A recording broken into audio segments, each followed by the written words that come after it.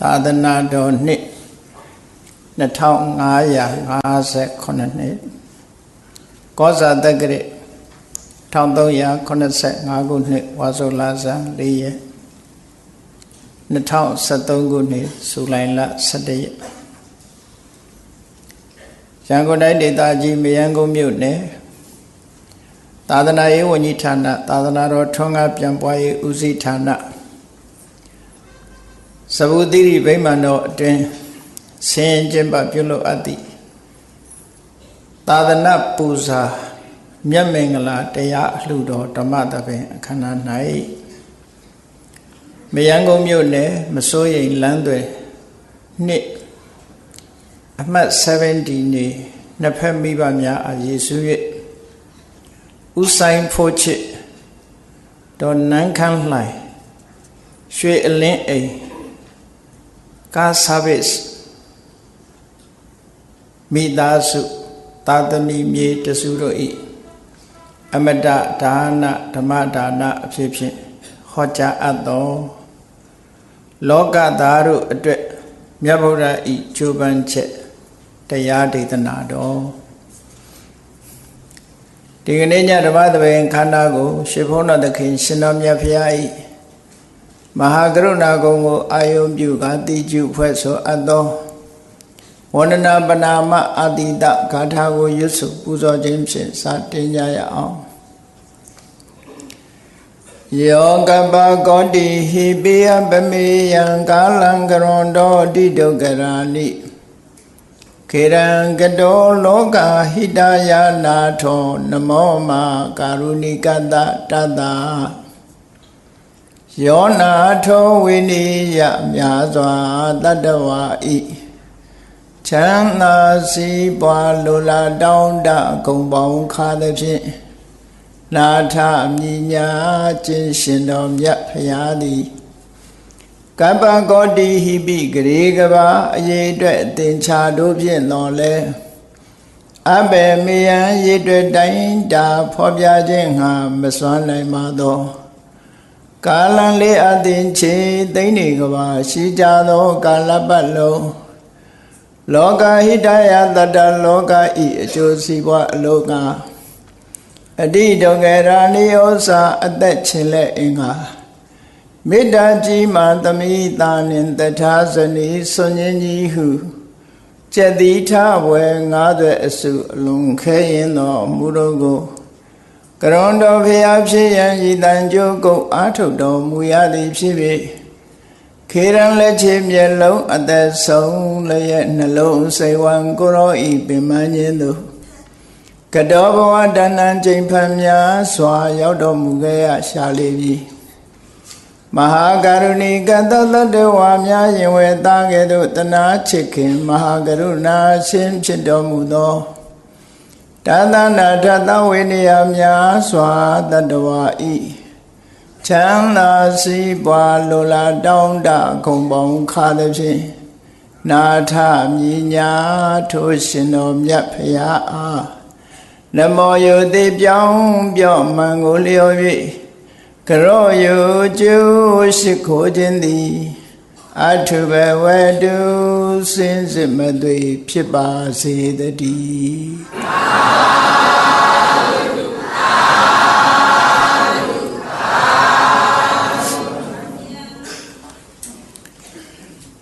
လောကသားတို့အတွက်မြတ်ဗုဒ္ဓဤကြိုးပမ်းချက်ဘုရားဘာသာဝင်သူတော်စင်များအနေနဲ့ထို့ဗုဒ္ဓဝင်စိနထပကန္တနီတို့မဟာဗုဒ္ဓဝင်တို့တထာဂတဥရဏဓိပနီတို့ဆိုတဲ့ဗုဒ္ဓဝင်ကျမ်းစာတွေကိုဖတ်ရှုလေ့လာပြီးမြတ်စွာဘုရားအပေါ်မှာအလွန်ကြည်ညိုတဲ့တရားတရားနဲ့အစိမ့်တရားအပမေယဘုံတော်နန္ဒကံတော်နန္ဒလို့ဆိုပြီးတော့ဒီလိုဂုဏ်ကြီးတွေလွှမ်းမိုးထားပြီးတော့ဘုရားကိုကြည်ညိုကြတယ်မှန်ပါတယ်မြတ်စွာဘုရားမှာဘုံတော်အနန္တကံတော်အနန္တရှိတယ်ဆိုတာဟုတ်တယ်သို့တော့ဘုရားဟာတကူတော်အနန္တရှိသည့်အတွက်ကြောင့်အရာခတ်သိမ်းကိုအလွယ်တကူ မပင်မပန်းပြီးသွားတယ်လို့လူတွေရဲ့စိတ်ထဲမှာထင်မှတ်နေရင်တော့မှန်ကန်မှုမရှိဘူးပေါ့လောကမှာမြတ်စွာဘုရားဟာဘလောက်အလုပ်လုပ်ရတယ်ဆိုတာကိုသိစေခြင်းလို့ဘုန်းကြီးတို့လောကသားတို့အတွက်မြတ်ဗုဒ္ဓ၏ကြိုးပမ်းချက်ဆိုတာကိုဒီကနေ့ကစပြီးပိုင်း1ပိုင်း2ဆိုတာလို့မြတ်စွာဘုရားတက်တော်80ပြည့်လို့ပြိဋိဘံစံဃန်းထိအောင်အချင်းချုပ်အနှစ်ထုတ်ပြီးတော့ဘုရားဝင်ကိုထိုထုတ်တန်တွေကနေထုတ်နှုတ်ပြီးတော့ဟောကြားဖို့ရည်မှန်းထားတာပါဖြစ်ပါတယ်မြတ်စွာဘုရားဟာဣစရိယမနုဿအံ့ဩပဲကောင်းတဲ့လူသားတစ်ယောက်ဆိုတာမှန်တယ်သို့တော့လူသားတစ်ယောက်ဆိုတာလူသားရဲ့အခက်ခဲတွေဘလောက်ကြုံတွေ့ခဲ့တယ်ထိုအခက်ခဲတွေကိုကြိုးပမ်းအထောက်မှုအမျှော်အမြင်ရှိမှုတွေနဲ့ဘယ်လိုဖြတ်ကျော်ခဲ့တယ်ဘယ်လိုဖြေရှင်းခဲ့တယ်ဆိုတာတွေကိုသိရှိဖို့လိုအပ်တယ်ပေါ့အနုဆိုလို့ရှိရင်အုံဖွမန္တမန်းပြီးရာခသိမ့်ပြီးသွားတယ်လို့တချို့ကထင်နေကောင်းထင်နေလိမ့်မယ်ကဘာမှာအလုံးလုံးဆုံးပုဂ္ဂိုလ်ကိုဖော်ပြပါဆိုလို့ရှိရင်မြတ်ဗုဒ္ဓပဲဖြစ်ပါတယ်ဒါလောက်ကြီးမားတဲ့စွမ်းအားတွေရှိနေတဲ့ပုဂ္ဂိုလ်တူဟာဘလောက်အလုံးလုံးခဲ့ရတယ်ဆိုတာတွေကိုအားကြအတူယူကြီးညိုပြီးတော့ဘုန်းကြီးတို့ဘဝမှာအများကောင်းကျိုးကိုကြိုးစားအထောက်ကြဖို့ဒီလိုကြိုးစားအထောက်မှသာလျှင်မြတ်စွာဘုရားကိုကြီးညိုပူဇော်ရလဲရောက်တယ်ပေါ့ဘုရားဟာမြတ်ဗုဒ္ဓဟာဘလောက်အလုံးလုံးခဲ့တယ်ဆိုတာလောကသားတို့အတွက်မြတ်ဗုဒ္ဓရဲ့ကြိုးပမ်းချက်ဆိုတာကိုနာယူပြီးတဲ့အခါမှာထိုက်တန်တဲ့လောက်တော့သိရှိကြမှာဖြစ်ပါတယ်ပြောရမယ်ဆိုလို့ရှိရင်ဘုရားဆိုတာလွန်ခဲ့တဲ့နှစ်ပေါင်း2600ကတကယ်ပဲလောကအလယ်မှာပေါ်ပေါက်ခဲ့တဲ့လူသားတဦးပဲဖြစ်ပါတယ်လူသားတဦးဆိုပေမဲ့တာမန်လူသားတဦးတော့မဟုတ်ဘူးအသိဉာဏ်မြင့်မားရုပ်ဆင်းအင်္ဂါအဖြစ်ထူးခြားပြီးအလွန်ကြိုးစားတဲ့စွန့်လွတ်နိုင်တဲ့ပုဂ္ဂိုလ်တူပုဂ္ဂိုလ်မြတ်ပဲဖြစ်ပါတယ်တာမန်လူသားတော့မဟုတ်ဘူးဒါကြောင့်မို့မြတ်စွာဘုရားကိုယ်တိုင်သုံးတဲ့စကားလုံးကဣစရိယမနုဿတဲ့အံ့ဖွယ်လူသားလို့အင်္ဂုတ္တပါဠိတော်မှာမြတ်စွာဘုရားကိုယ်တိုင်ပြောခဲ့တဲ့မိန့်ကြားခဲ့တဲ့စကားလေးရှိတယ်ပေါ့အံ့ဖွယ်လူသားမြတ်ဖရာဆိုပြီးတော့ဘုန်းကြီးတို့ဟောထားတဲ့တရားတစ်ပုဒ်တော့ရှိတယ်ပေါ့နော်မြတ်စွာဘုရားရဲ့အထုပ္ပတ္တိလို့ပြောခြင်းပြောဗုဒ္ဓဝန္တဖရာအနွယ်အဆက်တွေရဲ့အကြောင်းကိုရေးထားတဲ့ဗုဒ္ဓဝင်ဆိုတာမြန်မာပြည်မှာတော့ဗုဒ္ဓဝင်ဆိုတဲ့နာမည်နဲ့ဗုဒ္ဓတွေရဲ့အစဉ်အဆက်တွေကိုရေးဖော်ပြထားတာရေးသားဖော်ပြထားတာတွေရှိတယ်ဂေါတမဗုဒ္ဓဝင်လို့ဆိုတဲ့မဟာဗုဒ္ဓဝင်နဲ့အခန်းတစ်ခန်းကြည့်ပဲဆိုရင်တကယ်တော့ဂေါတမဗုဒ္ဓရဲ့အထုပ္ပတ္တိပါပဲအဲ့ဒီဂေါတမဗုဒ္ဓရဲ့အထုပ္ပတ္တိကိုပြီးပြီးစုံစုံသိဖို့ဆိုတာပိဋကတ်သုံးပုံထဲကအတော်ကိုမှွေနောက်ပြီးချိနိုင်မှကြည့်ဖို့လိုအပ်တယ်ပေါ့ဘုန်းကြီးတို့အခုဟောမဲ့လောကသားတို့အတွက်မြတ်ဗုဒ္ဓရဲ့ကြိုးပမ်းချက်ဆိုတာမိမိတတ်ဆွမ်းသမျှထိုထိုသုတ်တန်တွေမှာပါတဲ့မြတ်ဗုဒ္ဓရဲ့စကားလုံးတွေကိုယူပြီးတော့ဗုဒ္ဓရဲ့ရုပ်ပုံလွှာပေါ်အောင်ကြိုးစားမှဖြစ်ပါတယ်သို့တော့ရုပ်ပုံလွှာပေါ်အောင်ဖော်တဲ့နေရာမှာတော့တကယ်မြတ်စွာဘုရားရဲ့ရုပ်ပုံလွှာအပြည့်အစုံတော့ဖော်နိုင်စွမ်းရှိမှာမဟုတ်ပါဘူးဟိုတစဒီတစမြတ်ဗုဒ္ဓရဲ့အကြောင်းအရာတွေကိုဖော်ပြထားတဲ့သုတ်တန်တွေကနေဆွဲနှုတ်ပြီးတော့မြတ်စွာဘုရားဟာဘလို့အခက်ခဲတွေကြုံခဲ့တယ်အခက်ခဲကြုံတဲ့အခါမှာဘလို့ကြိုးပမ်းခဲ့တယ်စိတ်နေသဘောထားဘလို့ရှိတယ်စိတ်ဓာတ်ဘလို့ခိုင်မာတယ်ကြိုးပမ်းအထောက်မှုဟာဘလို့ကြီးမားတယ်ဆိုတာတွေကိုဘုန်းကြီးတို့တွေသိရှိနားလည်ပြီးမြတ်ဗုဒ္ဓကိုတကယ်အလုံးလုံးတဲ့ပုဂ္ဂိုလ်တူတယောက်ပုဂ္ဂိုလ်တူအနေနဲ့ကြီးညိုဖို့အနန္တတကုရှင်ဆိုတာလူတွေကအရာခတ်သိမ်းဖြစ်နိုင်တယ်လို့ပဲဒီလိုတွက်ပြီးတော့ မြတ်စွာဘုရားကိုအနန္တတကုရှင်လို့ယူဆလာလို့ရှိရင်မြတ်စွာဘုရားကိုကိုးကွယ်ရင်လည်းကိုယ်မှဒီအကျိုးသက်ရောက်မှုတကုတွေရလိမ့်မယ်လို့ယုံကြည်နေလို့ရှိရင်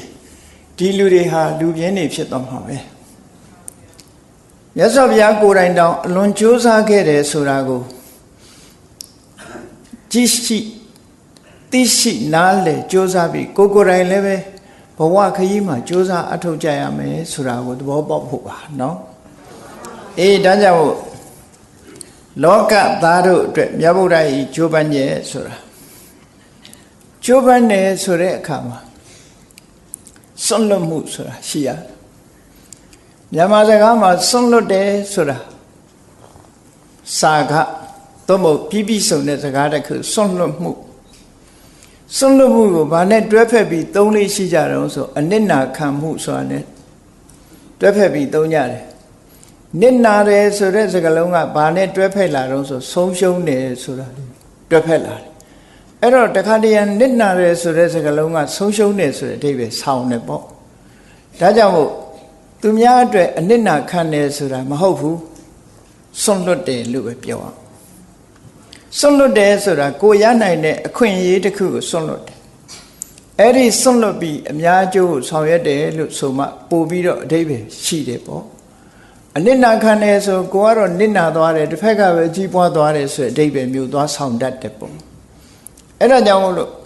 စွန့်လွတ်ခြင်းဆိုတာကိုသာမှတ်သားပြီးအနစ်နာခံခြင်းဆိုတာမဖြစ်သင့်ဘူးဒီလိုယူဆ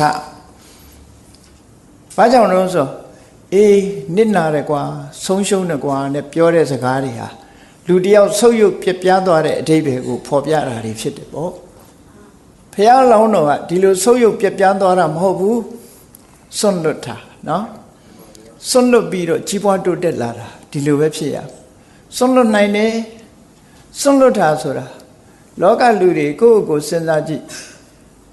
လောကသားတွေအတွက်ငါဘယ်လောက်စွန့်လွတ်နိုင်တယ်လဲကိုယ့်ကိုမေးကြည့်တဲ့အခါမှာစွန့်လွတ်နိုင်မှုဆိုတာအမြဲတမ်းနည်းပါတယ်ချမ်းသာဒုက္ခကိုလည်းမစွန့်လွတ်နိုင်ဘူးပစ္စည်းဥစ္စာကိုလည်းမစွန့်လွတ်နိုင်ဘူးအခွင့်အရေးကိုလည်းမစွန့်လွတ်နိုင်ဘူး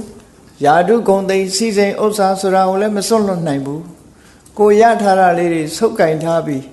ဒီတဲ့ဒီတိုးတက်ဖို့သာလူတွေစူးစမ်းနေကြတာအများအတွက်စွန့်လွတ်တယ်ဆိုတာအမြဲတမ်းနည်းပါတယ်ပေါ့ဘုရားလောင်းနေကြတော့ဒီလိုမဟုတ်ဘူးစွန့်လွတ်တယ်ကဲစွန့်လွတ်မှုလေးနဲ့ပတ်သက်ပြီးအဓိပ္ပာယ်ထင်ရှားအောင်ဘုရားစုပန်တဲ့သူမိတာရသိလေးရဲ့စွန့်လွတ်မှုကိုကြည့်ရအောင်သူဟာတထေးသားပဲအမြဲတမ်းချမ်းသာကြွယ်ဝတယ်အမြဲတမ်းချမ်းသာကြွယ်ဝတဲ့ပစ္စည်းဥစ္စာတွေကိုသူစွန့်လွတ်လိုက်တယ်ဒီစွန့်လွတ်တာကမဆမ်းမှုလို့ပြောရမယ်စွန့်လွတ်လိုက်ပြီးစွန့်လွတ်ပြီးတော့သူဘာလုပ်တယ်ငြိမ်းချမ်းတဲ့ဘဝတစ်ခုကိုတည်ဆောက်တယ်ပစ္စည်းဥစ္စာတွေကိုစွန့်လွတ်ပြီးငြိမ်းချမ်းတဲ့ဘဝကိုရယူတယ်ဒါကစွန့်လွတ်မှုတစ်ခုအဲ့ဒီစွန့်လွတ်မှုဟာတမန်အပြင်ကြည့်ရင်တိတ်မကြီးကျယ်သေးဘူးဒီပင်္ဂရာမြတ်စွာဘုရားနဲ့တွေ့တဲ့အခါမှာမြတ်စွာဘုရားစီကတရားနာပြီးနိဗ္ဗာန်ချမ်းသာကိုရမယ်ဆိုလို့ရှိရင်တန်တရားဝကလွတ်ဖို့ဒီဘဝမှာသူ့မှာအရေးချင်းတွေအပြည့်အဝရှိတယ်ဘုရားတရားတော်ကိုနာပြီးတော့တပိခံလိုက်တာနဲ့သစ္စာလေးပါးကိုသိပြီးယဟန္တာဖြစ်သွားနိုင်တယ်အဲ့ဒါလိုယဟန္တာဖြစ်နိုင်တဲ့အနေအထားရှိရတဲ့နဲ့နိဗ္ဗာန်ဆိုတဲ့ချမ်းသာဒုက္ခကိုမယူသေးပဲနဲ့တန်တရားဝဆင်းရဲတဲ့မှာဆင်းရဲခြင်းဆင်းရဲပါစေ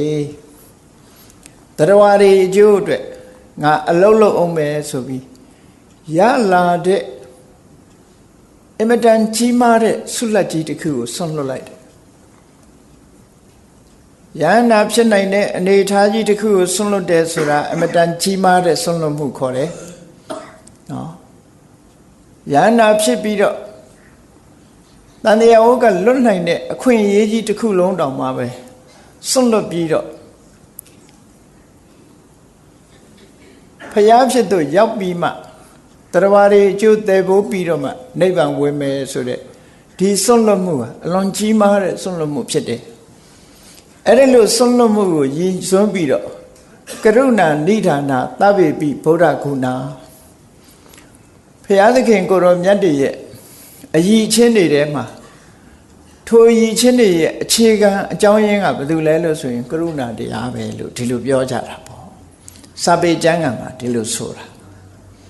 အများကျိုးလုံးမယ်ဆိုတာကရုဏာပဲအများကျိုးလုံးမယ်ကိုတယောက်တည်းအခွင့်အရေးမယူဘူး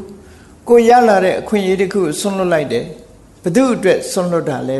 လောကသားတွေအတွက်ဆွန့်လွတ်တယ်လောကသားလို့ဆိုတဲ့နေရာမှာလူသားတွေဒါမကဘူးတရားဝါအလုံးကိုဆွတ်လို့တယ်ပေါ့အဲ့ဒီတရားဝါအလုံးရဲ့အကျိုးစီးပွားအတွက်ဘုရားလောင်းတော်ဟာသူ့မိတာဘဝကနေစပြီးတော့ဆွတ်လွတ်မှုတွေနဲ့လာခဲ့တာတဲ့နောက်ဆုံးမှာဒါနကောင်းမှုလုပ်တဲ့အချိန်မှာ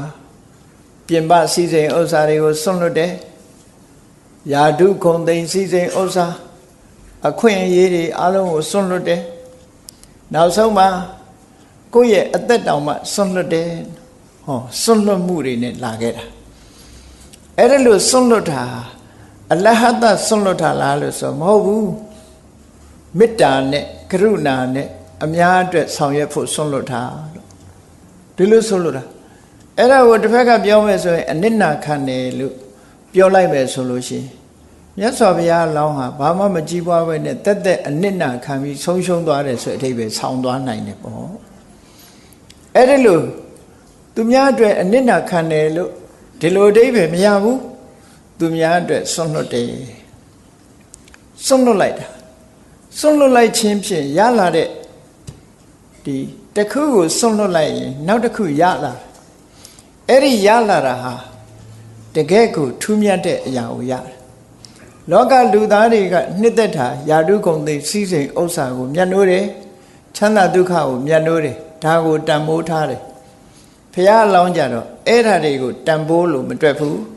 ဘာကိုတန်ဖိုးလို့တွက်ထုံးဆိုအတိညာဏ်ကိုတန်ဖိုးလို့တွက်တယ်အတိညာဏ်ရဖို့အတွက်ဆိုရင်အလုံးကိုဆွန့်လွတ်တယ်လို့ဒီလိုအဓိပ္ပာယ်ရတယ်ဒါကနိနာခန္ဓာမဟုတ်ဘူးနော်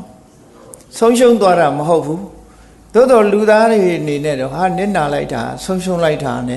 ထင်ကောင်းထင်လိမ့်မယ်ဘုရားလောင်းရဲ့ဒီဆွန့်လွတ်မှုဆိုတာဒီတဲ့အဖို့တန်တာကိုရယူသွားတာပဲလို့ဒီလိုပြောအဲ့တော့ဆွန့်လွတ်ပြီးပါရမီကုသိုလ်တွေကိုရလာကဲနောက်ဆုံးပိတ်ဘဝကိုကြည့်ရနောက်ဆုံးပိတ်ဘဝမှာထူးထူးခြားခြားလေးတွေဖတ်ချင်တော့မဟာဗုဒ္ဓဝင်ကဇာလန်းတွေကိုဖတ်ပေါ့များအားဖြင့်လည်းသိကြတယ်ပေါ့ဘုန်းကြီးတို့ကမြတ်စွာဘုရားဗုဒ္ဓဘလောက်ကြိုးပမ်းအထုတ်တယ်ဆိုတဲ့သရုပ်ပေါ်ယုံလောက်ပဲဟောမှာပါနော်ကြိုးပမ်းအထုတ်မှုတွေကိုဥတည်ပြီးတော့ဟောတာဖြစ်လို့ဗုဒ္ဓဝင်ကံကိုအခြေချက်ပြီးတော့ပြောမှာမဟုတ်ပါဘူးအလုံးသိကြတဲ့အတိုင်းနောက်ဆုံးဘဝမှာကပိလုမြို့ကလေးစုပေါင်းအုပ်ချုပ်တဲ့မျိုးနွယ်စုပေါင်းအုပ်ချုပ်တဲ့မျိုးနွယ်စုရဲ့မြို့ကလေးကစုပေါင်းအုပ်ချုပ်တဲ့ဘုရင်တွေထဲမှာအကြီးအကဲဖြစ်တဲ့သုတ္တရဏမင်းဟာခမည်းတော်ဖြစ်ပြီးတော့မေတော်မာယာကမေတော်ဖြစ်တယ်သုတ္တရဏမင်းနဲ့မေတော်မာယာတို့ရဲ့သားအဲ့တော့ဘုရားဆောဘုရားရဲ့ဇာတိဒေတာကဘယ်နာမှာရှိတယ်လဲဘယ်လိုအခြေအနေရှိတယ်လဲမျိုးရိုးကဘာလဲလို့သိချင်ရသော်ဘုရားမိန့်ကြားခဲ့တဲ့စကားအတိုင်းမှတ်သားကြည့်ကြရအောင်ဗုဒ္ဓဝင်ထဲမှာရေးတာကတက္ကရာတွေမှာပါတဲ့စကားနဲ့ရေးထားတာနော်အခုမြတ်စွာဘုရားကိုယ်တိုင်တုတ်တော်ကထုတ်ဖော်ပြောတဲ့သူ့ရဲ့မျိုးရိုးဇာတိဒေတာကိုတောထွက်လာတဲ့အခါကျတော့ဗိမိတာရမင်းကြီးကိုပြောပြခဲ့တဲ့ပပိစ္ဆာသုတ်တံဆိုတာရှိတယ်အဲ့ဒီပပိစ္ဆာသုတ်မှာမြတ်စွာဘုရားကသူ့ရဲ့ဇာတိဒေတာနဲ့မျိုးရိုးကိုဖော်ပြခဲ့တာရှိတယ်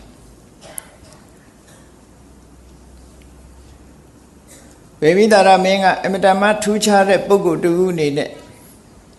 ပထမဆုံးတွေးလိုက်တဲ့အခါမှာဘယ်နေရာမှာသူစပြီးတော့ ះလောင်းနဲ့စုံလုံးလို့ဆိုတော့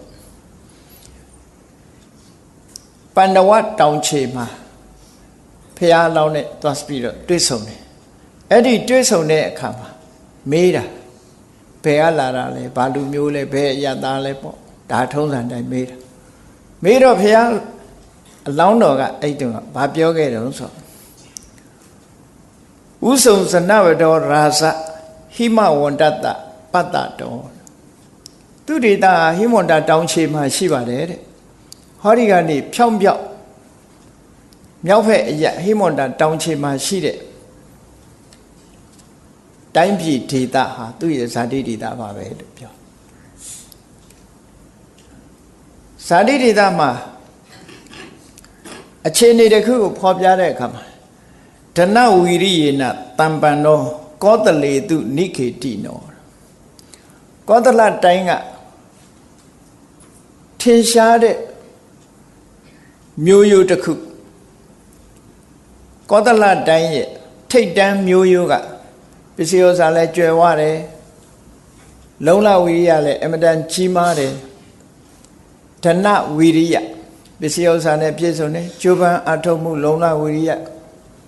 ပြင်းထန်တဲ့လူမျိုးတွေကပါလို့ဒီလိုပြောတာเนาะအဲ့ဒီနေရာမှာထူးထူးခြားခြားပြောတဲ့စကားလေးကကောသလေတုနိကေတိနောဆိုကောသလတိုင်းသားပဲသူကောသလတိုင်းထဲမှာထူးခြားထင်ရှားတဲ့လူမျိုးကနေပြီးတော့ပေါက်ဖွာလာတဲ့ပုဂ္ဂိုလ်တို့ထိတ်တန်းမျိုးရိုးထဲမှာပါတယ်ထင်ရှားတဲ့ထိတ်တန်းမျိုးရိုးထဲမှာပါတယ်ဆိုအဲ့တော့ကောသလတိုင်းတက္ကတိုင်းဆိုတာကောသလတိုင်းထဲမှာဝင်နေပေါ့ပါဝင်ကောသလတိုင်းကြီးကအမြဲတမ်းကျဲတာကို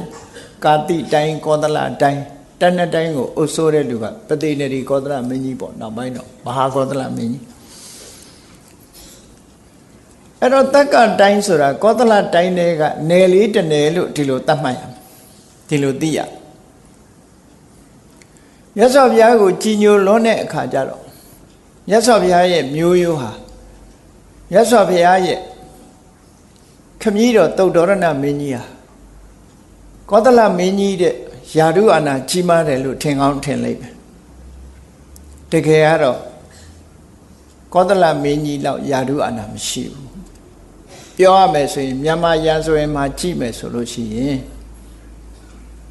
ဘရင်နောင်တို့အနောယထာတို့ဘရင်နောင်တို့နော်အလောင်းဖျားတို့တနိုင်ငံလုံးကိုအုပ်ချုပ်တဲ့မြန်မာဧရိယာကြီးတစ်ခုလုံးကိုအုပ်ချုပ်တဲ့မင်းတွေရဲ့လက်အောက်မှာစော်ဘွားတွေတို့မျိုးစားတွေတို့ရှိတယ်ပေါ့အဲ့ဒါလိုပဲတက္ကတိုင်းကသုတ္တရဏမင်းကြီးတို့ကပိလဝတ်ကိုအုပ်စိုးတဲ့သုတ္တရဏမင်းကြီးတို့ဆိုတာဟာကောသလမင်းကြီးရဲ့အနုယန္တလို့ခေါ်တယ်အချမ်းယံမင်းမျိုးတွေကပဲဗမာဘုရင်တွေကိုအခွန်ဆက်ပြီးတော့ကိုနေရတော့ကိုပြည်ကိုတော့အုပ်ချုပ်လို့ရတယ်သို့တော့ဗမာဘုရင်တွေကိုအခွန်ဆက်ပြီးတော့နေရတဲ့ရှမ်းစော်ဘွားတွေလိုပဲပေါ့ဒီလိုအဓိပ္ပာယ်မျိုးရတယ်ပေါ့ဒါကြောင့်မို့ဒါမြတ်စွာဘုရားကိုယ်တိုင်တုတ်တန်တစ်ခုမှာဘယ်လိုပြောခဲ့တယ်လို့ဆို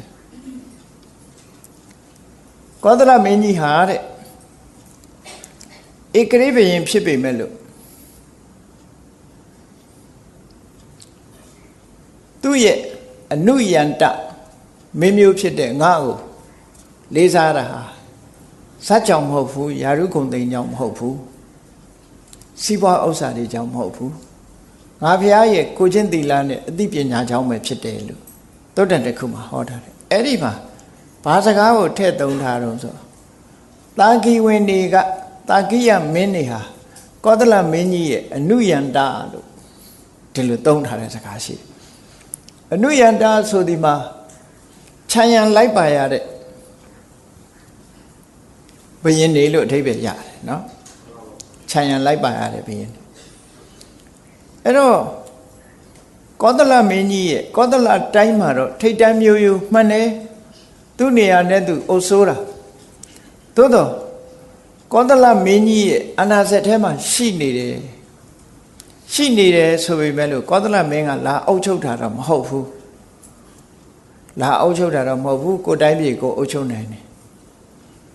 ဒါမို့တာဂိဝေမင်းတွေကခဏရာဇာလို့ခေါ်တယ်စုပေါင်းအုပ်ချုပ်တဲ့မင်းတွေပေါ့တူတဲ့ဣကရိဘုရင်အနေနဲ့အုပ်ချုပ်တာမဟုတ်ဘူးအလှည့်ကျအုပ်စိုးကြတယ်ဒါကြောင့်မို့ကောသလမင်းကြီးကတက်ကတိုင်းထဲမှာသူလာခြင်းလာတာပဲလာလို့ရှိရင်တာဂိဝေမင်းတွေကခီးဥကျွဆိုဟာကောသလမင်းကြီးကိုလေးစားကြချီလေနောက်ပိုင်းမှာဖျားနဲ့ရင်းနှီးကျင်တော့ဘာလုပ်လဲဆိုကပိလဝမျိုးကမင်းသမီးတယောက်ကိုမိဖုရားဖြစ်မြောက်ခြင်းဖျားနဲ့အမျိုးတော်ခြင်းနဲ့ပေါ့လေအမျိုးတော်ခြင်းလို့တာဂိဝေမင်းသမီးတယောက်တောင်းတယ်တာဂိဝေနေဆိုတာအလွန်မာနကြီးတယ်လက်ထပ်ထိမ်းမြတ်မှုကိစ္စမှာအလွန်ဝန်လေးတယ်သူတို့မျိုးရိုးမတူတဲ့ပုဂ္ဂိုလ်ဘယ်တော့မှလက်ထပ်ထိမ်းမြတ်လေးမရှိဘူးအမျိုးဆောင်တာတာဂိဝေနော်အမျိုးကိုမတမလေးစားတယ်တာဂိဝေဖြစ်ချင်တော့အမျိုးလေးစားရလိမ့်မယ်နော်တာဂိမျိုးဟိဒုပမာဆိုပြီးတော့အမျိုးကိုမဆောင်ရင်တော့တာဂိမျိုးရဲ့အကျင့်တရားရှိမှာမဟုတ်ဘူးဟောတာဂိဝေမင်းနေဟာအင်တမအမျိုးကိုလေးစားကြတယ်မိမိတို့ကိုယ်တိုင်လည်းမျိုးမတူတဲ့လူနဲ့လက်မထပ်ဘူးသူမများကိုလည်းမျိုးမတူတဲ့ပုဂ္ဂိုလ်နဲ့မိမိတို့ရဲ့သားသမီးတွေကိုလည်းမပေးစားဘူးလို့ဆိုပါတယ်ကောသလမင်းကြီးကလာတောင်းတဲ့အခါကျတော့မပေးဘဲနေလို့မရဘူးလေမပေးရင်ပြဿနာတက်အောင်ပါအဲ့တော့မပေးဘဲနေလို့မရတဲ့အခါကျတော့စဉ်းစားကြတယ်ဆွေးနွေးကြတယ်အလုံးစုပေါင်းပြီးတိုင်ပင်ကြတဲ့အခါကျတော့အဲ့ဒီတော့ကအုပ်ချုပ်နေတဲ့အကြီးအကဲကမဟာနာမင်းလို့ခေါ်တယ်မဟာနာမရှင်နုရောဓရဲ့အကိုအရင်သူကပြောတယ်ဒီကိစ္စသူဖြေရှင်းမယ်ပေါ့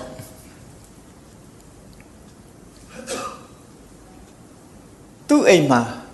အလွန်ချောမောလှပတဲ့ကျွန်မရဲ့သမီးနာဂမုံဒါဆိုတဲ့ကျွန်မနဲ့သူနဲ့ရထားတဲ့သမီးလေးတယောက်ရှိတယ်ဝါသဘခတ္တိယလို့ခေါ်တယ်အဖေကမင်းမျိုးအမေကကျွန်မျိုးအဖေမျိုးကအရေးကြီးတယ်နော်အဖေကအမျိုးမြတ်တယ်မင်းမျိုးတွေကသို့တော့အင်တန်ချောမောလှပတဲ့နာဂမုံဒါကျွန်မနဲ့ဒီမဟာနန်ကြီးကသမီးလေးတယောက်ရထားတယ်တော့ပြောမယ်ဆိုလို့ရှိရင်တာဂိဝင်စစ်တော့မဟုတ်ဘူးသို့တော့တာဂိဝင်ရဲ့ရင်သွေးဖြစ်နေတော့ဝါသဘခတ္တိယချောလှလေးဆိုတော့ဝါသဘခတ္တိယဟာမဟာနာမမင်းကြီးရဲ့သမီးပဲလို့ဆိုပြီးပေးလိုက်ရင်ကောသလကြီးကျေနပ်လောက်တယ်ဆိုပြီးတော့နော်တာဂိဝင်မင်းသမီးစစ်ကိုမပေးဘူးအဖေရောတာဂိဝင်အမေလည်းတာဂိဝင်ဆိုတာကိုမပေးဘူးတချမ်းပဲပေးလိုက်တယ်ပေါ့ဒီလိုဆိုတာပေါ့နော်အဲ့တော့ဟိုကလည်းပါတယ်လေသူတို့ကဇက်အလွန်အလေးထားတဲ့တာဂိဝင်တွေကတော့ကြာမဟုတ်တရုပ်ပေးမှဆိုရတယ်ပေါ့မင်းမျိုးမဟုတ်ဘဲနဲ့မင်းမျိုးလုပ်ပြီးတော့ပေးမှဆိုရတယ်အဲ့တော့သူ့အဖေနဲ့ထမင်းတပွဲတည်းစားမှကျွန်နေနဲ့ဆိုမစားဘူးလေဘယ်တော့မှသူ့အဖေနဲ့ထမင်းတပွဲတည်းစားမှမင်းတို့လက်ခံရမယ်လို့အကြောင်းသိထားတယ်ကောသလကလည်းသူ့အဖေနဲ့ထမင်းတပွဲတည်းစားတာဟုတ်မဟုတ်ချိခဲ့သမီးအရင်ဟုတ်မဟုတ်ချိခဲ့ဆိုတာလာပြီးတော့ရာဇဒုတမင်းတမန်တွေကဘုရင်ကြီးမှားလိုက်တဲ့အတိုင်းကဲခတ်ကြတဲ့အခါဒါကလည်းသတင်းကြားထားတော့မဟာနာမင်းကြီးကဟုတ်ပြီထမင်းပွဲကြီးပြင်ပြီးတဲ့အခါကျတော့ထမင်းစားမလို့လက်နိုင်နေတော့သမီးလာလေအဖေနဲ့အတူတူစားရအောင်တော့ဟိုကနာဂမုံဒါရဲ့သမီးဝါသဘခတ္တိယကလည်းသမီးအရင်တော့အရင်ပဲပေါ့နော် မဟာနာမမင်းကြီးစားမဲ့ထမင်းပွဲလေထိုင်လိုက်ရောမဟာနာမင်းကြီးကိုငကိုတည်းကဇက်တိုက်ထားတာအရှင်မင်းကြီးအရေးကြီးတဲ့စာတမ်းမှာဆိုပြီးတော့စာလေးတစ်လွှာလာကတ်တဲ့အခါနော်စာလေးတစ်လွှာလာကတ်လိုက်တဲ့အခါကျတော့ကဲသမီးစားနဲ့အဖေလှုပ်ရှားရှိသေးတယ်ဆိုထားတော့ဘယ်လောက်ပါတော့အဲ့တော့ဟုတ်တယ်ဘုရင်ကြီးကသူ့ထမင်းတူတူစားနေပြီတပွဲတည်းစားတယ်ဆိုဟိုလူတွေယုံသွားပြီးတော့ဝါသဘခတ္တိယတာဝတိပြည်ရောက်သွားတယ်ဆိုဇာလံရှိတယ်လေအဲ့ဒါလို့လှက်ွက်ကလေးနဲ့ပေးလိုက်တာအဲ့ဒီလှက်ွက်တွေကြောင့်နောက်ပိုင်းကျတော့ဝါသဘခတ္တိယရဲ့တာဝိတတုပကနေတာကဝေမင်းတွေကိုခြေမုံရေးစစ်ပွဲလုပ်ပြီးတော့အကုန်တတ်ပစ်တာလေနာကြီးချက်တွေနဲ့တတ်ပစ်တာအဲ့တော့ဒီလိုတစ်ဖက်သားကိုနာကြီးလောက်အောင်လုပ်ရက်တွေလည်းပဲမကောင်းဘူးလို့ဒီလိုပြောရမှာပေါ့သို့တော်မျိုးရိုးကိုတော့သူစောင့်ထိန်နေပေါ့ကောင်းပြီအဲ့ဒီမှာကောသလလူမျိုးတွေထဲမှာထိတ်တန်းအမျိုးအနွယ်ဖြစ်ပြီးတော့ပစ္စည်းဥစ္စာလည်းကျွယ်ဝတယ်ဟိမွန်တာတောင်ချေမှာနေတဲ့ပုဂ္ဂိုလ်တွေဆိုတာအေးဆေးဆေးနေလို့မရဘူးလေရာသီဥတုဆိုတာအမတမအေးတာအေးတဲ့ရာသီဥတုမှာနေတဲ့ပုဂ္ဂိုလ်တွေကဇိမ်နဲ့အိတ်နေလို့ရှိရင်တော့ဘာမှဖြစ်လာမှာမဟုတ်ဘူးအင်တမစ조사အထုတ်ကြရတယ်စ조사အထုတ်မှုမရှိတဲ့အရက်ကလူတွေကဘယ်လိုတော့ဆိုရင်ရာသီဥတုကလည်းကောင်းတယ်အစာရေစာလည်းကောင်းတယ်ဆိုရင်အဲ့ဒါအိပ်ပြီးစားနေကြတာဘာမလုပ်တော့မြန်မာပြည်ကလူတွေလို့ပေါ့ဟိမွန်တာတောင်ချေကလူတွေကအလုတ်သိပ်လို့ရတယ်ဘာလို့တော့ဆိုတောင်ချေဆိုတော့ဟိမွန်တာရဲ့ဒေသကအလွန်အေးတာအလွန်အေးတော့စနိုးတွေဘာတွေကြတာတွေဘာတွေဖြစ်လာတဲ့အခါမှာဒီစနိုးတံတွေကာဝယ်ဖို့လုံးလို့ရတယ်ခုကြည့်ဥရောပကလူတွေကြည့်ဂျာမနီတို့အင်္ဂလန်တို့ဆောင်းရာသီရောက်လို့စနိုးကြပြီဆိုလို့ရှိရင်ဒီလူတွေအေးဆေးဆေးနေလို့ပဲရမယ်စနိုးတွေထဲမှာရုန်းကန်ပြီးတော့နေကြရရုန်းကန်ပြီးတော့တီထွင်တယ်ဘာလို့တီထွင်တော့အသက်ရှင်မှုအတွက်သူတို့လုပ်ရတာသက်ရှင်မှုအတွက်ကြိုတင်ပြင်ဆင်ရတာဆောင်းရာသီစနိုးကြနေပြီဆိုရင်မြေပေါ်မှာအကုန်လုံးစနိုးတွေဖုံးနေတော့မြက်တောင်မှမကြံဘူးစားစရာတောက်စရာဆိုတာဘာမှမရှိတော့ဘူးစိုက်လို့ပြုတ်လို့လည်းမရဘူးဒါကြောင့်မို့လို့ကြိုတင်ပြီးတော့လုပ်ရစနိုးဆိုတာကြတဲ့အချိန်မှာတော့အလုံးစနိုးဆိုတာတွေ့ဘူးပါလိမ့်မယ်ငယ်ငယ်ရေခဲချစ်စားတဲ့လူတွေလို့အဲ့ဒီတဲ့နုတယ်သူကစနိုးပေါ်မှာလမ်းလျှောက်လို့အလွန်ကောင်းတယ်ဇွတ်နဲ့လမ်းလျှောက်လို့ကောင်းတယ်သို့တော်ရာသီဥတုကရုပ်ချင်းပြောင်းသွားတတ်တယ်0အောက်ရောက်အေးသွားပြီဆိုလို့ရှိရင်ဟောဒီစနိုးတွေကခဲသွားတယ်ခဲသွားရင်ရေခဲတုံးကြီးလိုမှန်မြင်ကြီးလိုဖြစ်သွားပြီဒီပေါ်လမ်းလျှောက်ရင်တော့လဲမှာပဲလဲရင်တော့ပြန်ထားဖို့မကြိုးစားလိမ့်နဲ့ခက်ခဲတယ်ပြန်ထားဖို့ခက်ခဲသွားအဲ့တော့ဘာလို့ရတော့ဆိုရင်စနိုးတွေကြလာပြီဆိုရင်ဒီစနိုးတွေဖယ်ရှားပစ်ဖို့ကြိုးစားကြရတယ်အဲ့ဒီနိုင်ငံတွေမှာရုန်းကန်နေရအများအားခွန်ကြီးတို့အမေရိကန်နေတော့ဆိုရင်ဆောင်းရာသီစနိုးကြပြီဆိုရင်3 နာရီလောက်ကထပြီးတော့စနိုးရှင်းတဲ့ကားကြီးတွေတကြောင်ကြောင်မောင်းနေတာလမ်းမှာဒီစနိုးတွေကိုဖယ်ပစ်နေတာမဖယ်လို့ရေခဲတုံးကြီးတွေဖြစ်သွားပြီဆိုရင်ကားရောလူရောသွားလို့ရတော့မှာမဟုတ်တော့ကိုယ်အိမ်တကားကလည်းတကားဖွင့်လို့ရမှာမဟုတ်ဘူးအဲ့တော့စိန်နဲ့အိတ်နေလို့မဖြစ်ဘူးတဲ့စနိုးရာသီရောက်လာပြီဆိုလို့ရှိရင်ပေါက်ပြားတက်လက်ကင်ပြီးတော့စနိုးတွေကော်ထုတ်ရတဲ့အလုပ်ကိုလုပ်ရတယ်ပြင်းနေလို့မရဘူးလှေကားတွေပေါ်စနိုးကြလို့ရှိရင်တော့စားတွေကိုတိမ့်ထားပြီးအဲ့ဒီစားဖြူလိုက်ရင်စနိုးကအရေးပြောကြသွားတယ်လှေကားတွေပေါ်မှာလည်းရှင်းထားရတယ်အရေးကိစ္စရှိလို့ထွက်ချင်စနိုးတွေဖုံးနေလို့ရေခဲဖြစ်သွားရင်ထွက်ဖို့မတမခဲနေဘောဓုတရှိအောင်ဘုန်းကြီးတို့လည်းအင်ကြီးထထဝတ်ဘိုးချင်နေစီးခေါင်းကိုလုံအောင်ဆောင်းအထထခြေအိတ်လေးတွေဝတ်ပေါက်ပြားကင်ပြီးစနိုးတော့ကော်ခဲ့ရသေးတာပဲကျောင်းပေါက်ကပိတ်နေမှာဆိုလို့နော်အဲ့တော့အဲ့ဒီကလူတွေကအမတမစူးစမ်းကြရတယ်အဲ့ဒါကြောင့်မလို့ပြောတာ ဖះလောင်းကဟိမွန်တာတောင်ချေကဒီကနေကြည့်လိုက်ရင်ဖြောင်းပြောက်ဟောဒီမြောက်ထဲမှာဟိမွန်တာတောင်ချေမှာသူ့ရဲ့ဒေသရှိပါတယ်ကောသလတိုင်းထဲကထက်တန်းကြတဲ့မျိုးရိုးတစ်ခုပစ္စည်းဥစ္စာလဲကျွယ်ဝတယ်လုံလဝိရိယလဲအမတမကောင်းတဲ့မျိုးရိုးကပါလို့ဒါမြတ်စွာဘုရားအလောင်းကဗိမိတာရမင်းကိုဒီလိုပြောခဲ့အဲ့ဒီမှာသူဆက်ပြောတာဗာပြောတော့ဆိုအာဒိဋ္ဌာနာမခွတ်တေနတာကိယနာမဇာတိယသူ့အနွယ်ဟာအာဒိဋ္ဌနေမျိုးနေတွေဖြစ်ပါတယ်ဇတ်ကတော့တာကိယဇတ်ဖြတ်ပြောပါတယ်တမ္မာကုလပပ္ပစိတောနကာမိအဘိပတ္ထယေအဲ့ဒီမျိုးရိုးကနေသူသင်္ကန်းဝတ်လာတာပါတဲ့ကာမဂုဏ်အာယုန်တွေကိုသူမမျှော်မှန်းပါဘူးအလုံးကိုစွန့်လွတ်ခဲ့တာပါလို့ဟောဒီစကားအရမြတ်စွာဘုရားအလောင်းတော်ရဲ့ဇာတိဒေတာမျိုးရိုးအကြောင်းကိုတစွန်းတစဘုန်းကြီးတို့သိခွင့်ရတယ်ပေါ့ဒါမူရင်းသုတ်တန်ကဖော်ပြတဲ့စကားလေးတစ်ခုကဲဒါဖြင့်ကောင်းပြီတာကိယနာမဇာတိယ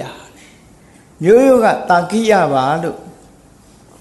ဘာကြောင့်ပြောတာတော့ဟိမွန်တာတောင်ချေကလူမျိုးတစ်မျိုး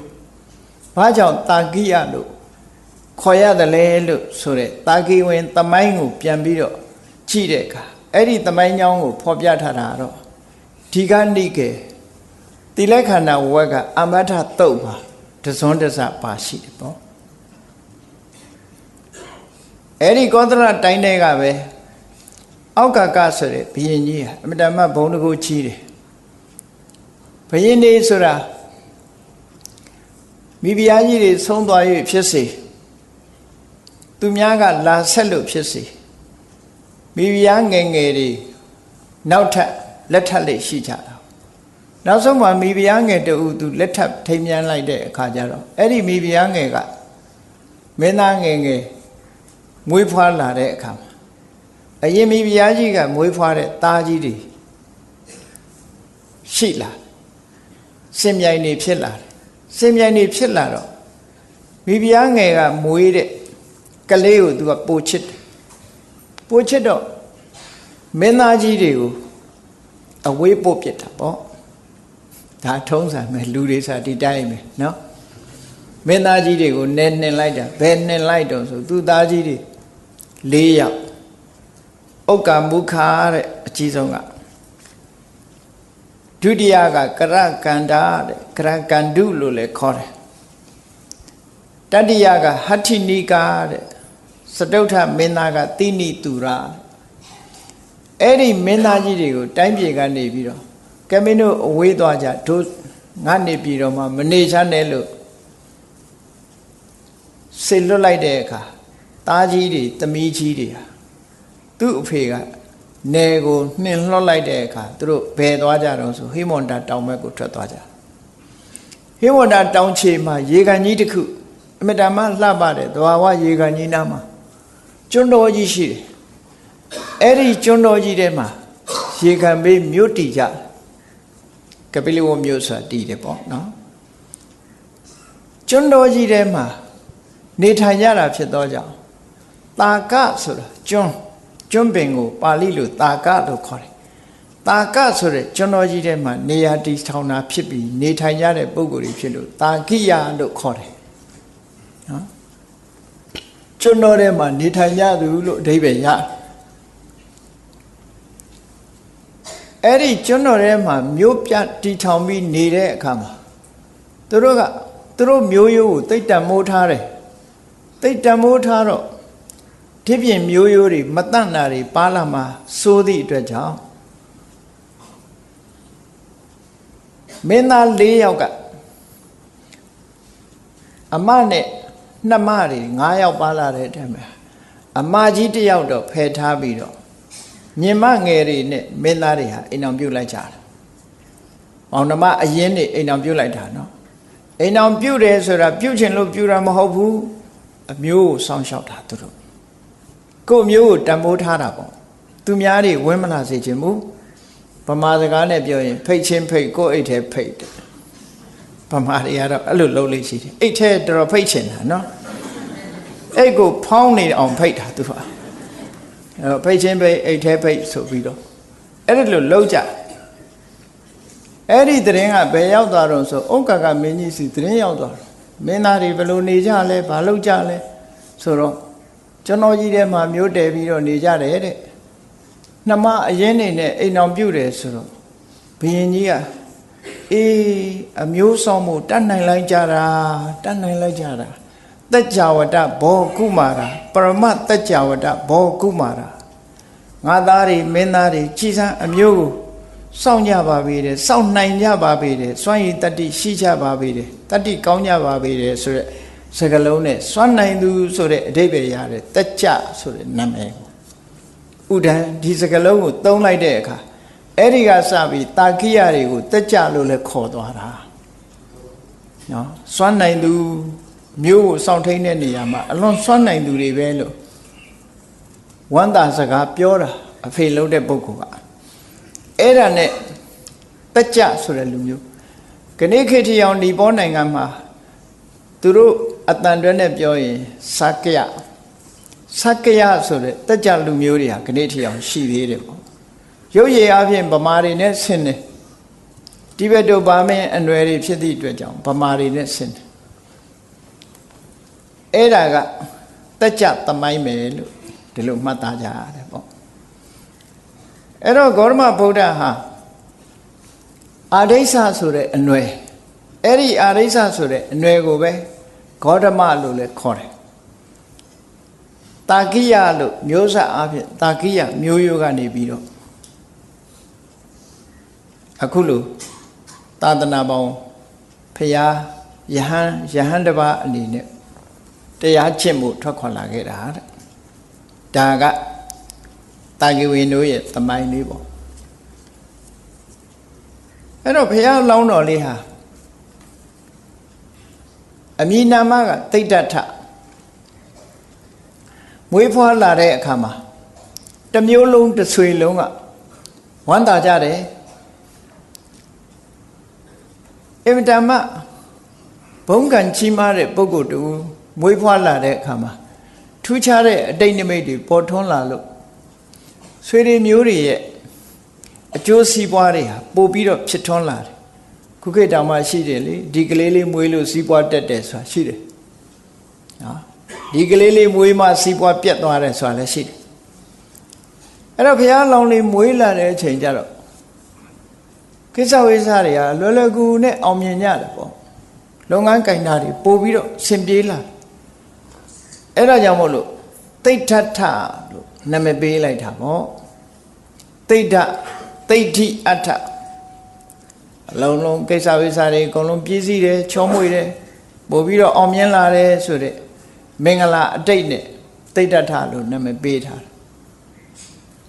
အဲ့ဒီတိဋ္ဌထမင်းသားလေးအဗ္ဗဓမ္မလည်းဥစ္စာဒနာကျွယ်ဝလာတဲ့ပုဂ္ဂိုလ်ဖြစ်သည့်အတွက်ကြောင့်မိဘကလည်းဥစ္စာဒနာကျွယ်ဝတယ်ကျွယ်ဝတဲ့မျိုးရိုးမှာမွေးဖွားလာတော့မိဘတွေကလည်းအလွန်အလိုလိုက်တယ်ပေါ့အလွန်လိုလိုက်တယ်သို့တော့ဘုရားပိဋကကျမ်းစာတွေထဲမှာတော့ဘုရားလောင်းလေးကိုပညာသင်ပေးတယ်ဆိုတာထေရဝါဒကျမ်းစာတွေထဲမှာမပါဘူးမဟာယာနကျမ်းစာဖြစ်တဲ့လလိတဝိထာရကြတော့ဘုရားလောင်းလေးကိုအခရာပညာတို့အခြားတတ်တဲ့ပညာတွေကိုဆရာကနေပြီးကျူးရှင်လာပေးတာတော့ပါတယ်သူတို့ထဲမှာသီးသန့်သင်ပေးတာရှိတယ်ပေါ့အဲ့ဒါကတော့လူသားနဲ့ပို့ပြီးတော့ဆန်းတယ်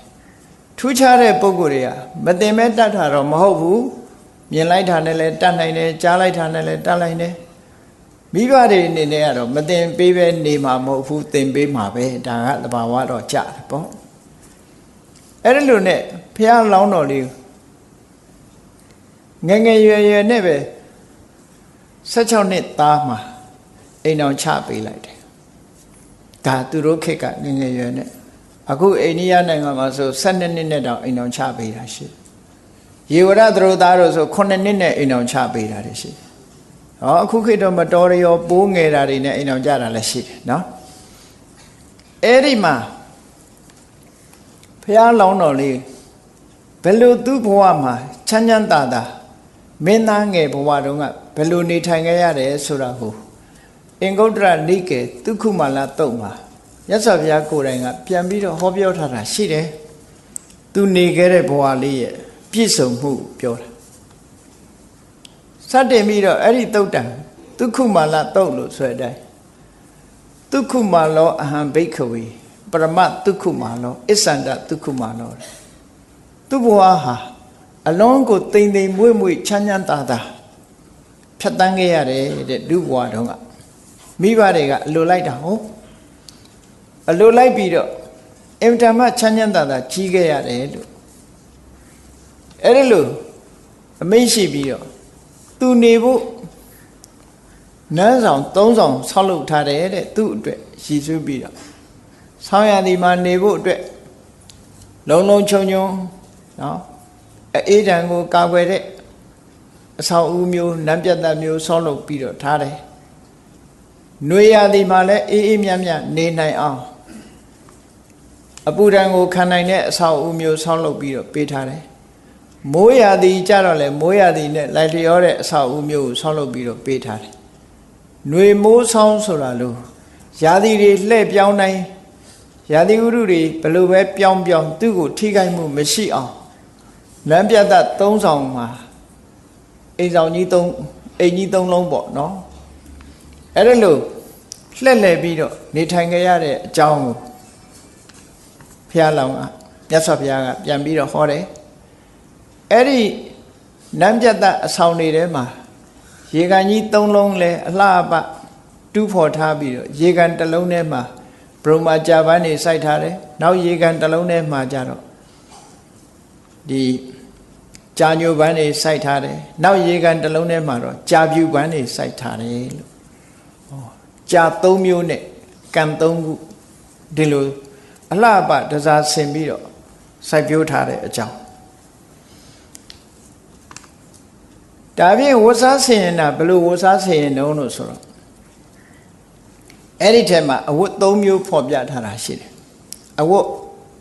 တ်ပုံကနိဝတနာလို့ဆိုရယ်အခုဘုန်းကြီးတွေဝတ်တဲ့အဝတ်မျိုးပဲဖြစ်ကောင်းဖြစ်လိမ့်မယ်နော်သင်းပိုင်လိုဟာမျိုးအတွင်းကဝတ်တဲ့အဝတ်ကတခုအဲ့ဒီအတွင်းကဝတ်တဲ့အဝတ်ဟာလေကာတိတိုင်းမှာထုတ်လုပ်တဲ့ကာတိတိုင်းကဖြစ်တဲ့ကာတိတိုင်းဖြစ်အဝတ်ကိုဝတ်တယ်အဲ့ဒီခေတ်ကတော့အကောင်းဆုံးကာတိတိုင်းဖြစ်ဒါကိုဝတ်တယ်ဒီလိုဆိုလိုတာပေါ့နော်ခုခေတ်တော့သင်္ကန်းတွေအကောင်းဆိုဘိုမတို့ဘာတို့ပေါ့အဲ့တော့ကာတိတိုင်းပြည့်အဝတ်ဝတ်တယ်အပေါ်ယုံကလည်းပဲကာတိတိုင်းပြည့်အပေါ်ယုံပဲအဲ့ဒီလိုအဝတ်တွေပေါ်မှာအပေါ်ကနေစွတ်ချတဲ့အင်ကြီးအဲ့ဒီအင်ကြီးတင်တိုင်းကလည်းပဲကာတိတိုင်းပြည့်ကအဝတ်ဖယ်တဲ့နောက်ဆုံးခေါင်းပေါင်းပေါင်းတဲ့ခေါင်းပေါင်းစားကလည်းပဲကာတိတိုင်းပြည့်ကခေါင်းပေါင်းစားတဲ့အဲ့တော့ဘုရားအလောင်းလေးဝတ်စင်ပုံလေးကိုပုံဖော်ပြီးတော့ကြည့်မယ်ဆိုရင်ခါကဝတ်ထတာကတခုအပေါ်ကနေပြီးခြုံရမ်းထားတာကတခုအပေါ်ကနေစွတ်ချထားတဲ့အစွတ်ကြီးဝတ်ယုံကြီးကတခုခေါင်းပေါင်းထားတဲ့ခေါင်းပေါင်းကတခုလို့ဒီပုံစံနဲ့ဘုရားလောင်းလေးဝတ်တဲ့အဝတ်တွေကိုဖော်ပြထားတာရှိတယ်။ဒါဖြင့်နန္တာတွေဘာလိမ့်ချေတုံးဆိုစန္ဒကူနန္တာလိမ့်ချေတယ်။အဲ့ဒီစန္ဒကူနန္တာလဲကာတိတိုင်းကလာတဲ့ဟာတဲ့ဒီပြင်ကလာတဲ့ဟာမဟုတ်ဘူးကာတိတိုင်းပြစ်စန္ဒကူကိုလိမ့်နေလို့ဒါကတော်တော်လေးပြည့်ပြည့်စုံစုံမြတ်စွာဘုရားကဘဝကိုဖော်ပြထားတာသူ့ရဲ့အနေထားတစ်ခုဖော်ပြထားတယ်နေရောညရောအပေါ်မှာထီးဖြူကအုပ်မိုးထားတယ်တဲ့ဘာကြောင့်လို့ဆိုရင်အပူဒဏ်တို့အေးဒဏ်တို့ဖုံနေပါတွေမကြရအောင်မျက်မှုံမျက်မွားတွေမကြရအောင်အမြဲတမ်းထီးဖြူနဲ့မိုးထားပေးတယ်လို့သူအိပ်ရမှာလဲထီးဖြူမိုးထားတယ်လို့ဒီလိုဆိုတယ်ပေါ့နောက်ဆုံးမှာသုတ္တရဏမင်းကြီးကဘလောက်ချမ်းသာတယ်ဆိုတာကိုဖော်ပြထားတဲ့စကားတစ်ခုကတော့ပါလေတခြားအိမ်တွေမှာဆိုရင်တဲ့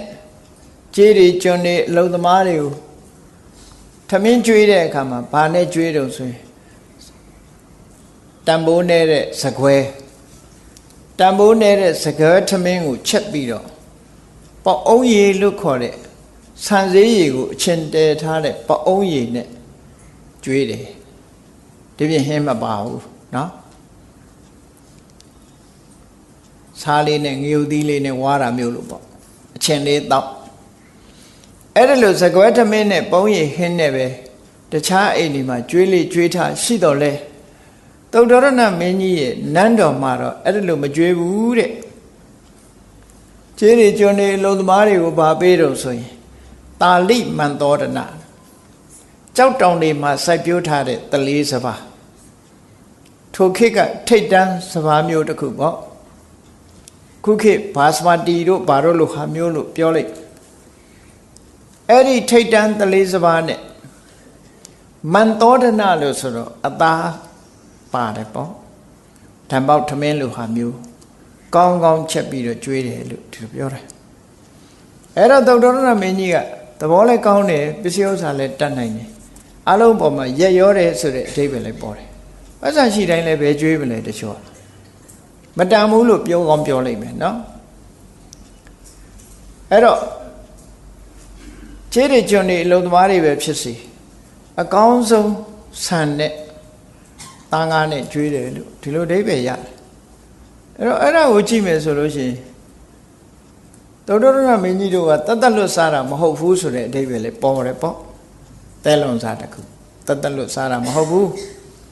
သားငါးစားတယ်အဲ့တော့သားငါးစားတယ်လို့ဆိုတဲ့နေရာမှာ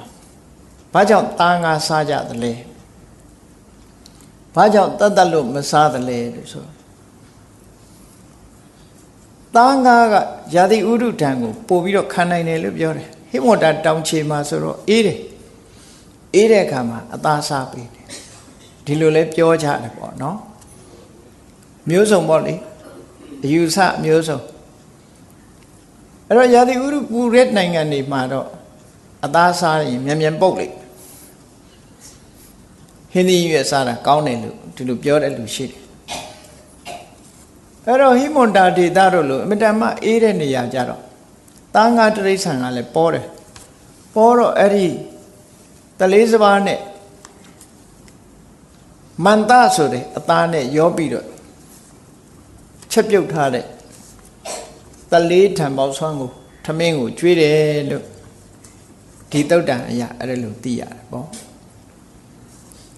ဖះလောင်းတော်လေးဟာအခုလိုပြည့်ပြည့်စုံစုံမွေးဖွားပြီးတော့ပြည့်စုံတဲ့ဘဝမှာနေရပေမဲ့လို့နောက်ဆုံးကြတော့ဟောဒါတွေအလုံးကိုဆွန့်လွတ်လိုက်တာပဲဒါတွေအလုံးကိုဆွန့်လွတ်တယ်16နှစ်သားမှာနမေတော်တဝင်းခွဲဖြစ်တဲ့ရတောဒရာနဲ့လက်ဆက်ပြီးတတ်တော်29နှစ်လောက်ရောက်တဲ့အခါမှာသားတော်လေးရဟုတ်လားမွေးဖွားလာတယ်29နှစ်အရွယ်မှာပဲစိတ်ဓာတ်ကလည်းရင့်ကျက်လာသည့်အတွက်ကြောင့်မိသားစုကိုမချစ်တာမဟုတ်ဘူးဖះလောင်းတော်လေးဟာသူမွေးဖွားလာပြီးတဲ့နောက်မှာလဲ9ရက်သားအရွယ်လေးမှာပဲမေတော်ကဆုံးသွားတယ်မေတော်ဆုံးသွားသည့်အတွက်ကြောင့်မေတော်မာယာဒေဝီရဲ့ညီမတော်ဖြစ်တဲ့ပဇာပတိဂေါရမီကမေတော်အရာနေပြီးတော့နှုတ်ချိုတိုက်ကျွေးပြီးတော့မွေးခဲ့သူ့သားအရင်ကိုတော့နှုတ်ဒိန်းနေနဲ့ထားပြီးတော့ဖះလောင်းကိုကိုယ်တိုင်နှုတ်ချိုတိုက်ကျွေးခဲ့တယ်တူကလေးပေါ်မှာပို့ပြီးတော့မေတ္တာထားတယ်ပေါ့အမတ်လုပ်တဲ့ပုဂ္ဂိုလ်ကတူလေးမွေးဖွားပြီးတော့9ရက်လောက်မှာဘဝဆုံးသွားတာအဲ့တော့ညီမ2ယောက်ဟာမီးဖွားတာ3-4ရက်လောက်ပဲကွာချမယ်လို့ဒီလိုပြောနန္ဒမင်းသားက3-4ရက်လောက်နောက်ကျပြီးတော့မှနန္ဒမင်းသားမွေးဖွားတယ်အဲ့ဒီမှာဘုရားလောင်းရဲ့မေတော်ဆုံးသွားတဲ့အခါညီမတော်မဟာပဇာပတိခောရမီကမေတော်အရာမှာတည်ပြီးတော့ဒီဘုရားလောင်းလေးကိုပြုစု ကျွေးမွေးစောင့်ရှောက်ခဲ့တယ်လို့ဒီလိုဆိုတာပေါ့နော်အဲ့တော့လူဘဝမှာငယ်ငယ်လေးတဲ့ကအမေဆုံးသွားတယ်ဆိုတဲ့ပုဂ္ဂိုလ်ရဲ့ခံစားချက်ဟာစဉ်းစားကြည့်ပေါ့လူသားတစ်ယောက်အဖေနဲ့ပဲနေရတယ်လို့ဖြစ်တယ်သို့တော့အဲ့ဒီခံစားချက်တွေမရအောင်မတိသေးခင်အရွယ်ကပဲမိထွေးတော်ဂေါတမီမိထွေးတော်ဆိုတာကုကိတော်တချို့ရက်တွေတော့ဘယ်လိုခေါ်တယ်တော့မသိဘူးဘုန်းကြီးတို့အရက်ကြတော့အတော်လို့ခေါ်တယ်အမေရဲ့ညီမကိုအတော်လို့ခေါ်တယ်စာပေကျမ်းကမှလည်းပဲမာတုဆာဆိုတာမာတုပခိနီအမေရဲ့ညီမမိထွေးဆိုတဲ့အသုံးကြတော့အဖေရဲ့နောက်မိန်းမလို့အဓိပ္ပာယ်ရောက်တယ်အဲ့တော့မိထွေးတော်ဂေါတမီဆိုတာအဖေရဲ့နောက်မိန်းမမိထွေးဆိုတာတော့ကောင်းခဲ့တယ်လေနော်မိထွေးကလည်းကောင်းခဲ့တယ်ပထွေးကလည်းကောင်းခဲ့တယ်အဲ့ဒီမိထွေးမျိုးပြောတာမဟုတ်ဘူးအတော်တော်တဲ့ပဇာပတိဂေါတမီလို့ဒီလိုနားလဲရမယ်အဖေနောက်မိန်းမဖြစ်လို့မိထွေးခေါ်တာမဟုတ်ဘူးအတော်အရင်ဘုရားလောင်းလေးရဲ့အတော်တော်တဲ့မိထွေးတော်ဂေါတမီသူကနေပြုစုဆောင်ရှောက်ထားလို့ဘဝတစ်ခုဖြတ်တန်းလာခဲ့တယ်အဲ့ဒီလိုဖြတ်တန်းပြီးသက်16နှစ်အရွယ်မှာသောတာနဲ့မိဘများကအိမ်အောင်ရသားချပေးပြီး29နှစ်ထိအောင်ဘဝခရီးကိုတက်တာနဲ့ဖြတ်တန်းလာခဲ့ရတယ်29နှစ်အရွယ်ရောက်တဲ့အခါကျတော့စဉ်းစားဉာဏ်နဲ့ရှိလာခဲ့ပြီနောက်ဆုံးမှာနမိတ်ကြီး၄ပါးလို့ခေါ်ကြတယ်ပေါ့သူအိုနဲ့တွေ့တယ်သူနာကိုမြင်ရတယ်သူသေးကိုမြင်ရတယ်ယဟန်ကိုမြင်ရတယ်အဲ့တော့ဉာဏ်တဲ့ပုဂ္ဂိုလ်တွေလည်းသူကိုသူနာသူသေးဆိုတာမြင်နေကြတာဘာမှတွေးမှမဟုတ်ဘူးနော်တွေးမှမဟုတ်ဘူးဖျားလောင်းကြတော့စဉ်းစားတဲ့ဉာဏ်ကအမှန်တမ်းကြီးမားတာသူကိုတွေးလိုက်တာနဲ့ငါလည်းပဲအိုရအောင်မှာပဲဆိုတဲ့အတွေးဟာရလာသူနာတွေ့တယ်နဲ့ငါလည်းပဲနာတဲ့သဘောရှိတာပဲလို့ဆိုတာကိုယ့်ကိုပြန်စဉ်းစားတတ်တဲ့အလေးထားတစ်ခုရှိတယ်သူသိနဲ့တွေ့တော့ငါလည်းပဲသိရအောင်မှာပဲလို့ဆိုတယ်ဒီအတွေးတွေဝင်လာတဲ့အခါကျတော့ငါလည်းအိုရအောင်မှာပဲဆိုတဲ့အတွေးကဘာကိုဖယ်ရှားပြစ်နိုင်တယ်လဲလို့ဆိုရင်ကိုနုပြိုလို့နုပြိုမှုကိုအကြောင်းပြုပြီးတော့တက်တဲ့မန်ရစ်မှုကိုဖယ်ရှားပြစ်နိုင်တယ်ယုပနမထလို့ခေါ်တယ်လူငယ်လူရွယ်တွေမှာတက်တဲ့မန်မျိုးအဲ့ဒီအတွေးကဖယ်ရှားပြစ်လိုက်တယ်စဉ်းစားကြည့်ပေါ့ငါလည်းပဲအိုရအောင်မှာပဲလို့ဆိုရင်နုပြိုမှုရဲ့ပေါ်မှာမောက်မာတာကြာဆင်းသွားနိုင်တယ်ပေါ့ငါလည်းပဲနာရအောင်မှာပဲဆိုတာကိုစဉ်းစားလိုက်တဲ့ဖြင့်ကျမ်းမာတယ်ဆိုတဲ့အပေါ်မှာမာနတက်နေတာတွေလည်းပဲဖယ်ရှင်းပြနိုင်တယ်ပေါ့ငါလည်းပဲသေရအောင်မှာပဲလို့တွေးလိုက်တဲ့အတွေးဟာအသက်ရှင်နေဖို့အပေါ်မှာမာနတက်နေမှုဟာကြာဆင်းသွားတယ်တနေ့ကိုသေရမှာဆိုတဲ့မှန်ကန်တဲ့အတွေးတစ်ခုကြောင့်မိလျော့မနေတော့ဘူးဟောဒီအဓိပ္ပာယ်တွေကိုဆောင်းနေပေါ့မထလို့ဆိုတာရစ်မှုတယ်လို့ခေါ်တယ်ယာဓုရဲ့ရှိရင်ယာဓုကိုရစ်မှုတယ်နုပြိုရင်နုပြိုမှုရစ်မှုတယ်ကျမ်းမာရင်ကျမ်းမာမှုကိုရစ်မှုတယ်အသက်ရှင်နေရင်အသက်ရှင်မှုပေါ်မှာရစ်မှုတယ်လူတွေဟာရစ်မှုတယ်ဆိုတာဒီပေါ်မှာအလေးထားပြီးတော့လှုပ်ချင်အောင်လှုပ်တတ်တယ်လို့ဆိုတဲ့အဓိပ္ပာယ်ရတယ်ပေါ့ရစ်မှုအဲ့ဒီရစ်မှုတွေကိုအတွေးနဲ့ဖယ်ရှားပြီးတော့သွားတယ်နောက်ဆုံးမှာယဟန်ဆိုတာကိုတွေးလိုက်ရတဲ့အခါမှာ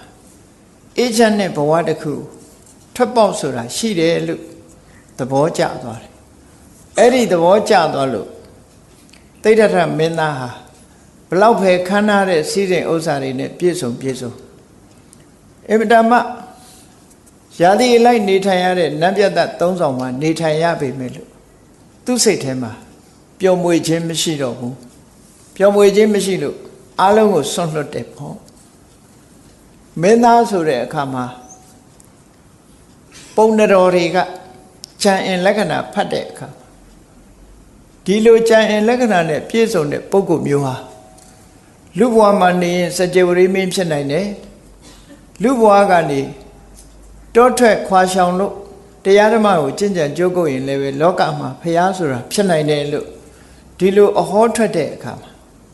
စကြဝဠာမင်းစည်းစိမ်ဆိုတာကျင့်တတ်เสียကြီးပေါ့အဲ့ဒီစကြဝဠာမင်းစည်းစိမ်ကိုလည်းပဲဖျားလောင်းတော်တွေကဆွန့်လွတ်လိုက်တယ်ပေါ့ဒီလိုဆိုတာပေါ့ဆွန့်လွတ်နိုင်တယ်ဒါဖြင့်ဘာအတွက်ဆွန့်လွတ်တာတော့နောက်ဆုံးမှာ29နှစ်မြောက်မှာတောထွက်တယ်တောထွက်တဲ့အခါဘာတွေကိုဆွန့်လွတ်တာတော့လို့ဆိုမင်းသားရဲ့အခွင့်အရေးအလုံးကိုဆွန့်လွတ်လိုက်တယ်သုတ္တရဏမင်းကြီးပိုင်တဲ့အမွေအနှစ်တွေအလုံးဆွန့်လွတ်လိုက်တယ်ယာဓုခုံသိန်းတွေအလုံးဆွန့်လွတ်လိုက်တယ်မိသားစုဘဝကိုလည်းဆွန့်လွတ်လိုက်တယ်ဟောသူ့ရဲ့ဆွန့်လွတ်မှုတွေကအများကြီးဘာအတွက်ဆွန့်လွတ်တာတော့ဆိုအနုတ္တရံတန်တိဝရပဒံပရိယေတမာနောကိဉ္ကုသလဂဝေတိလောကမှာအကောင်းဆုံးတရားဟာဘာလဲအပြစ်ကင်းတဲ့တရားဟာဘာလဲငြိမ်းချမ်းရေးကိုပေးနိုင်တဲ့အရာဟာဘာလဲဒါကိုရှာမယ်လူတွေဟာဖြစ်ပြီးတော့အိုးနေကြရတယ်နာကြရတယ်သေကြရတယ်လောကကြီးရဲ့မတည်မြဲတော့လူတွေဒုက္ခမျိုးမျိုးနဲ့ကျုံနေရတယ်အဲ့ဒီလိုကျုံနေတဲ့ဘဝကြီးကလွတ်မြောက်ဖို့စွမ်းဆောင်နိုင်တဲ့ကုသိုလ်တရားဆိုတာဘာလဲအဲ့ဒီကုသိုလ်တရားရဲ့စွမ်းဆောင်မှုပေးလိုက်လို့ရလာတဲ့ငြိမ်းချမ်းမှုဆိုတဲ့အရာကရောဘာလဲလို့ဆိုတာကိုသိချင်တယ်အဲ့ဒါအတွက်လောကရဲ့စည်းစိမ်ဥစ္စာတွေအားလုံးဆွန့်လွတ်လိုက်တာဒါကိုတောထွက်တယ်လို့ခေါ်တာပဲဆွန့်လွတ်ပြီးတော့အဲ့ဒီတရားရအောင်ဘုရားလောင်းတော်လေးဟာကြိုးစားအားထုတ်တာ29နှစ်အရွယ်မှာတောထွက်တာလို့ဒီလိုဆိုလိုတယ်ပေါ့နော်အေးဒါကြောင့်တရားချစ်ခင်သူတော်စင်ပြိဿအပေါင်းတို့မြတ်ဗုဒ္ဓရဲ့အစပိုင်းဘဝမင်းသားဘဝအခြေအနေကိုတစွန်းတစထို့သုတ်တန်ကနေဖော်ပြထားတဲ့အတိုင်းတစွန်းတစဖော်ပြလို့ပြီးပြီနောက်ရက်တွေမှာဆက်ပြီးတော့ဘယ်ပုံတောထွက်ပြီးဘယ်ပုံတရားရှာခဲ့တယ်ဆိုတာဘလောက်အလုံးလုံးတယ်ဆိုတာဆက်လက်ပြီးတော့နာယူမှတ်သားကြဖို့ပါဒါကြောင့်မို့တရားချစ်ခင်သူတော်စင်ပြိဿပေါင်းတို့လောကသားတို့အတွက်မြတ်ဗုဒ္ဓဟာမြင်မြကြိုးပမ်းအားထုတ်ခဲ့တယ်ဆိုတာသိရှိကြီးညိုရပြီးမိမိတို့ကိုယ်တိုင်လဲလောကသားတွေအတွက်ဘာလုပ်ပေးနိုင်တယ်လဲဆိုတဲ့အတွေးတွေပေါ်လာပြီးအများကောင်းကျိုးကိုဆောင်ရွက်နိုင်တဲ့စိတ်ဓာတ်တွေမွေးမြူခြင်းဖြင့်ကောင်းမြတ်သောအနေအထားတစ်ခုကိုဖော်ဆောင်နိုင်အောင်ကြိုးစားအားထုတ်နိုင်ကြပါစေကုန်သတည်း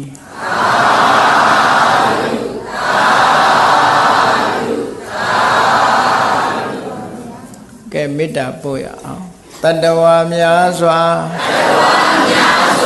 ဖေးရန်กว่าချမ်းသာကြပါစေတတ္တဝါများစွာဖေးရန်กว่าချမ်းသာကြပါစေမေတ္တာရေချမ်းသုံးငါဖြံငြိမ်းချမ်းကြပါစေမေတ္တာရေချမ်းသုံးငါဖြံငြိမ်းချမ်းကြပါစေအရှိချမ်းသာစိတ်ချမ်းသာလူရဆန္ဒပြေပါစေလက်ရှိချမ်းသာစိတ်ချမ်းသာလူရဆန္ဒပြေပါစေဖုံလန္တာဒုက္ခပင်ကစားမေတ္တာပုံနေတုသင်္ကမမနောတရာတိတဗေတံဘဝယန္တုဒုက္ခန္တကမေတ္တာပုံနေတုသင်္ကမစုပေါင်းပို့အပ်မေတ္တာတဟုရောင်ပြူပါဝင်းငွေလာမင်းနှင့်ရောင်ခြင်းရှဲယုံပေါင်းဆောင်ရခြင်းကြောင့်သဗ္ဗေတံကျွမ်းမဲ့ဥဒ္ဒုံလုံးစုံများစွာတတ္တဝါတို့၏မနောတရာတိမြင်မြဖြူစင်အေးကြည်လင်းသည့်ရေစဉ်ပြည့်တင်းစိတ်နှလုံးတည်ဟုသောရေအိုင်ကြီးအတွင်၌ ဒုက္ခပင်သာစင်ထာဝရအေမြကြည်သာတာယာပွင့်လန်းချမ်းသာဒုက္ခရိဟုသောကုမုဒ္ဒရာကြာပန်တို့သည်ဖုံးလန္တာဝန္တာရွှင်မြူဝမုံလူလျက်ကြည်နူးဝဲကြုံဖူးပွင့်ကြကုန်သည်ဖြစ်၍ဒုက္ခနကလေအောင်လေးတဲ့ရောရှက်သင်ပြန့်ပိတိတိဟုသောယလန်တို့သည်ဘဝယံတုကောင်းစွာမဲ့သွေကြိုင်လည်၍နေကြပါစေကုန်တည်း